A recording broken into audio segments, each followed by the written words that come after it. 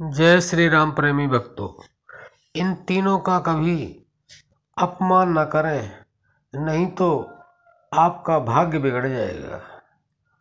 भक्तों, यह समझ लें आप, जो हम बताने जा रहे हैं कि दुनिया में हमारे अपमान और सम्मान करने वाले बहुत मिलेंगे, लेकिन और किसी का आपने अपमान किया तो ये हो सकता है कि आपको बुरा समय न देखना पड़े, जो आपका भाग्य आपका साथ देता रहे। लेकिन जो हम बताने जा रहे हैं वह आप ध्यान से सुने, क्योंकि संसार में सम्मान अपमान पर बड़ा ध्यान दिया जाता है और आशीर्वाद और श्राप दोनों चीज़ें यह शुरू से ही चली आ रही हैं। तो इसलिए कभी किसी का श्राप ना लें, हमेशा आशीर्वाद लेने का प्रयास करें।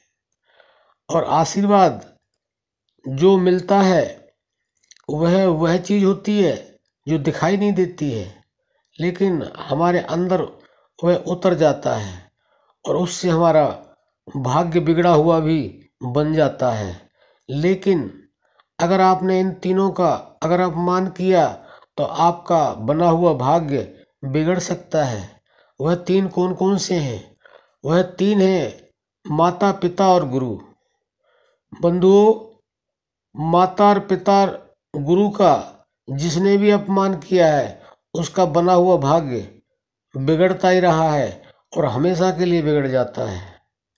इसलिए आप यह ध्यान रखें और हर समय ध्यान रखें, प्रतिदिन ध्यान रखें, प्रति क्षण, प्रति पल, प्रति घंटे, हर समय यह आपको ध्यान रखना होगा। अगर आपने अपना भाग्य सुधारना है, भाग्य को बिगाड़ना नहीं है, तो आप इन तीनों से कभी भी ये अपेक्षा न करें कि ये हमें श्राप देंगे।